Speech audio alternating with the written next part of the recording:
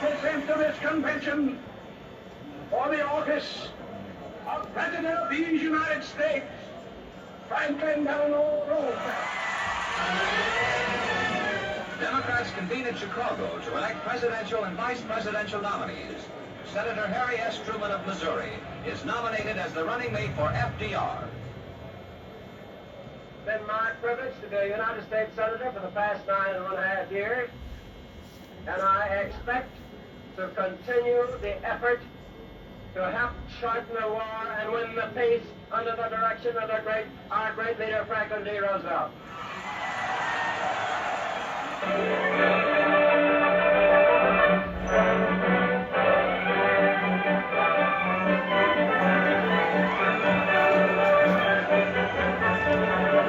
Returning to Washington with Mr. Roosevelt, Harry Truman was now the Vice President-elect. In his first speech after his inauguration, Vice President Truman said, If American democracy is to survive, Germany and Japan must be defeated in battle, and thereby taught to respect the rights of other nations.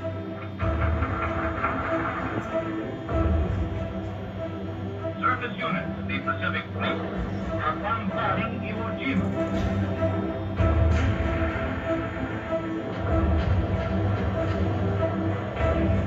Aircraft of the Strategic Air Force are now attacking military targets in and around Tokyo.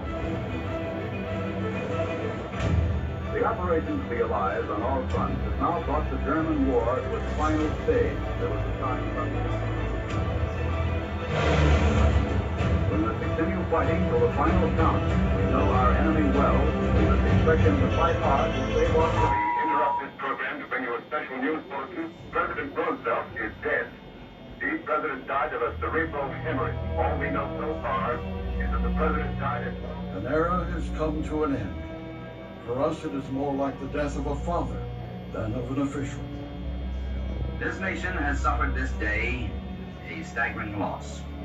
Vice President Harry Truman, who from here on will be President Truman, went immediately to the White House. The gravest question mark in every American heart is about Truman. Can he swing the job? And despite his limited capabilities, I think he can. He comes into office almost unknown to the people at large, and they will await with great anxiety the result of the test that he has to meet. Roosevelt was a great architect. Perhaps Truman will be a good carpenter. When people think of President Truman, it is with a mixture of friendliness, loyalty, and gentle skepticism.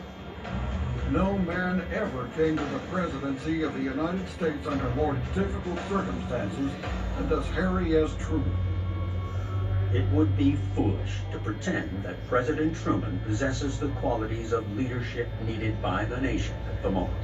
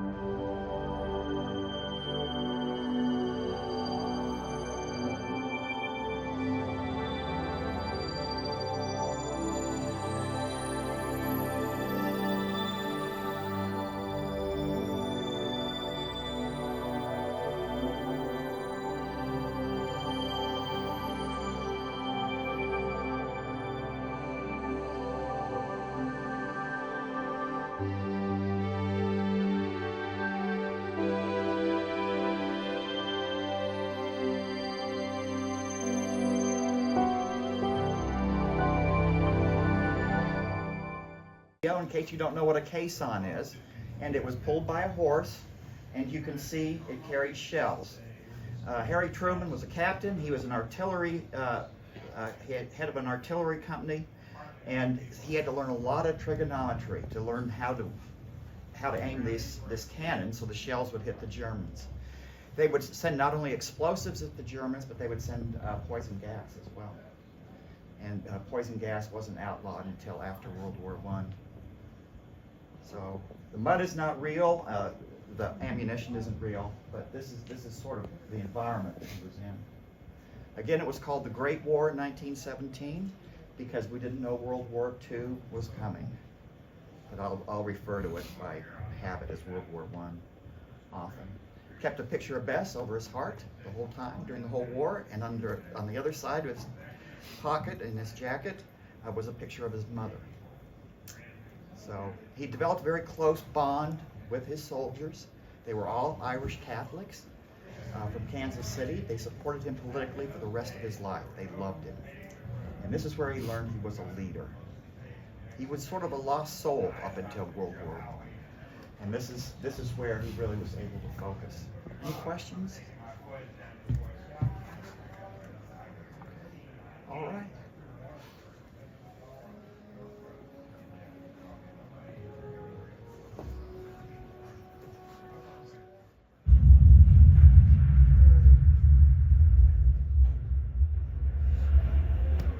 The Great War in Europe had been raging for almost 3 years when President Wilson declared war on Germany. At the time, Harry Truman was a 33-year-old farmer in Grandview, Missouri. Though too old to be drafted, he was determined to enlist. He left his mother and the farm in his sister's care, said goodbye to his girlfriend Bess, and drove to Kansas City, where he rejoined the National Guard. It was a decision that would change his life. He wrote Bess, "I wouldn't be left out of the greatest history-making epic the world has ever seen, for all there is to live for." At a training camp in Oklahoma, Truman started a successful canteen with Eddie Jacobson, a man who would later become a business partner and lifelong friend. After 7 months in Oklahoma, Truman was sent to France for artillery training. Though he had only attended some college, he suddenly found himself taking advanced trigonometry and high-level engineering courses. "I've studied more and worked harder in the last 3 weeks than I ever did before in my life," Harry wrote Bess. He was soon promoted to captain, in charge of Battery D, notorious for their rowdy behavior and for running through captains.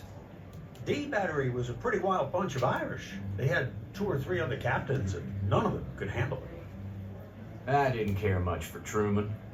I didn't care much for the idea of going through a war with a man I considered a sissy.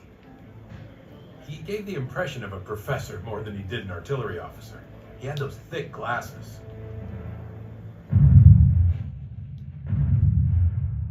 During the first battle in France, Truman proved his mettle. He positioned his battery on a mountain facing German encampments across the valley and began a barrage of fire. We were firing away, having a hell of a good time doing it, until we woke somebody up over there. When the Germans started firing back, a shell burst near Truman and his horse fell on top of him. A lieutenant pulled him out, but in the chaos, a sergeant panicked and ordered the men to run and take cover. I hit the ground. I led the parade. That was the battle of who run? We all run. Captain Truman was about the only one that didn't run. Truman couldn't contain his fury. "I got up and called them everything I knew," he later recalled. Pretty soon, they came sneaking back. Truman not only commanded the outfit, he owned it. He was the first captain we had that we felt knew what he was doing.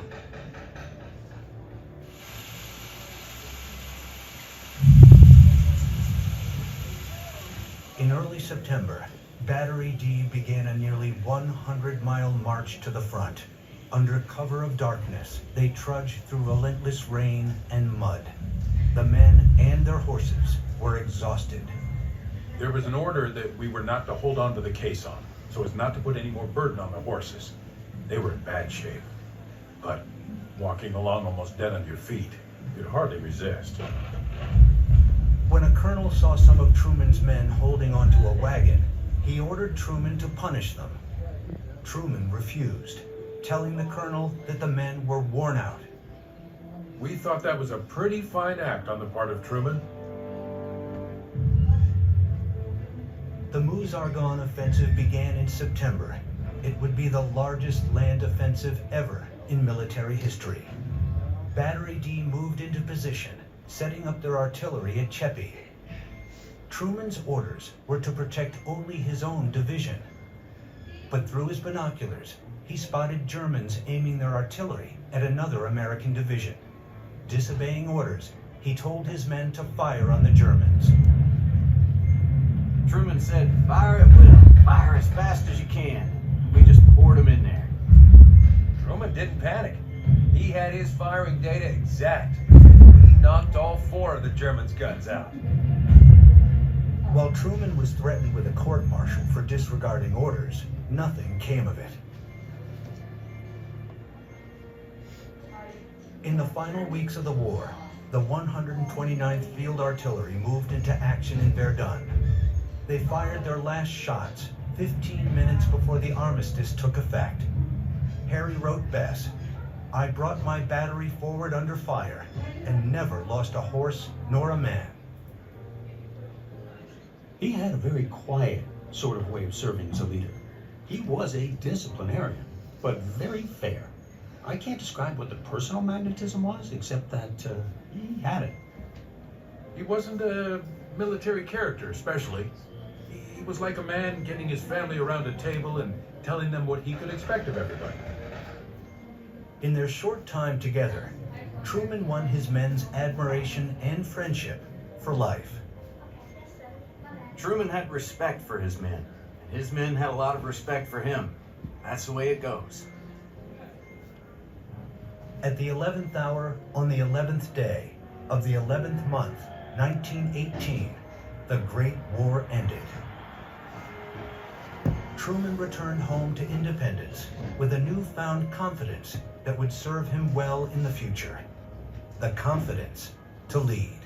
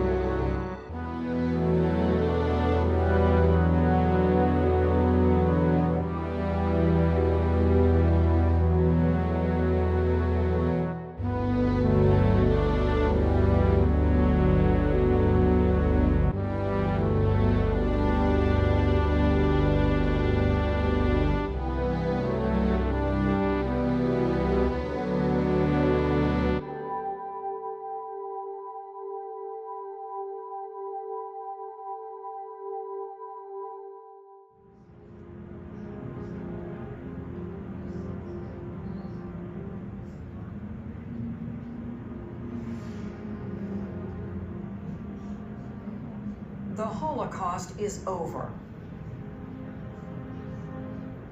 But anti-Semitism is not. Across Europe, Jewish survivors returning home are greeted with bigotry and violence. Anti-Jewish riots rage across Eastern Europe. Jews are universally hated, and all political parties are ready to annihilate everyone. Therefore, we need to leave. Jews flee to American-run refugee camps, which swell beyond capacity. Truman watches the unfolding humanitarian crisis with a heavy heart. One idea gains momentum: create a Jewish state. Since the 19th century, Jewish immigrants have been slowly building a community in Palestine. Many Jewish leaders argue it's time for the rest of Europe's Jews to join them and finally create a nation of their own. The plan is popular with American voters, and Truman hears it. 33 state legislatures passed resolutions supporting a Jewish state, and 250 congressmen signed petitions urging Truman to act. Some of Truman's friends, including Eddie Jacobson, his former business partner, work with Jewish leaders and lobby the president on their behalf. Tens of thousands of lives depend on words from your mouth and heart. Harry, my people need help, and I am appealing to you to help them. Truman resents the pressure, especially because he already supports the Zionist cause. Since his time as senator, he has advocated for increased Jewish migration to Palestine. A devout Christian, he is sympathetic to Jewish claims to the Holy Land. But the fate of Palestine isn't Truman's to decide. Since the end of World War I, Britain has ruled the region. They have shut the door to further Jewish immigration. The region is in chaos. Insurgent Jewish militias are waging a terror campaign against British forces, and violence between Jewish and Arab communities is growing worse. With their coffers depleted and unable to strike a peace deal, Britain announces it will pull out of Palestine the following May. The UN has until then to determine the future of the region. The clock is ticking. Yes, I can't see it.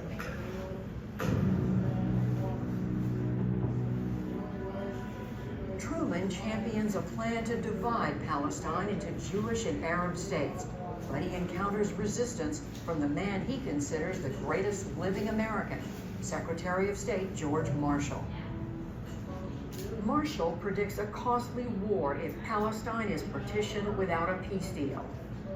Angered Arab nations could cut off American access to oil markets, or worse, align themselves with the Soviet Union, destroying the delicate balance of the Cold War. The question of Palestine bitterly divides Truman's administration. Those opposed to partition claim their opponents are recklessly jeopardizing American interests. Those in support accuse the other side of anti-Semitism. Such a state would have to defend itself with bayonets forever until extinguished in blood. They could be lifted to the status of other peoples. We're playing with fire while having nothing with which to put it out. The choice for our people is between statehood and extermination. Truman feels the pressure. News has reached him that Jewish leaders plan to declare independence as soon as the British leave. Their militias are the strongest forces on the ground. They see no need to ask permission from the White House or from the UN to claim the homeland they've long desired. The Jewish state exists because we defend it. Truman convenes a meeting of his closest advisors on May 12th, just 2 days before the British leave Palestine and Israel declares independence. White House counsel Clark Clifford argues that the United States should immediately recognize the new Jewish state and offer its fullest support.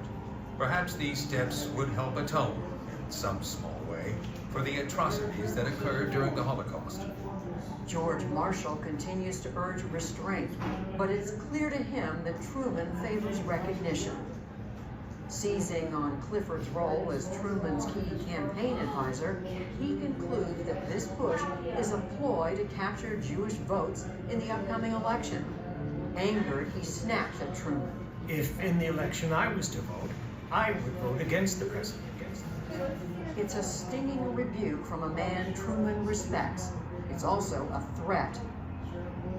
Marshall is a beloved war hero. If he publicly splits from the president, it could doom his re-election chances. After the meeting, Clifford keeps negotiating with the State Department, trying to find a compromise. In 2 days, the Jewish state will declare independence. Truman needs to make a decision. Finally, at 4 p.m. on May 14th, Clifford's phone rings. Marshall sends word that he won't endorse recognition, but he won't oppose it either. At 6 p.m. Washington time, Israel declares independence.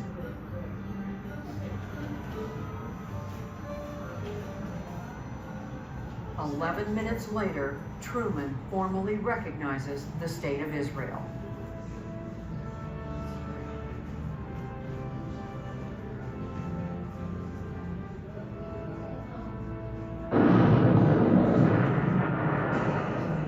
The violence Marshall predicted comes to pass.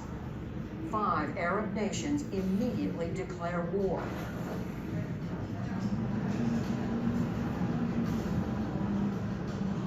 But the Israelis do something few expect.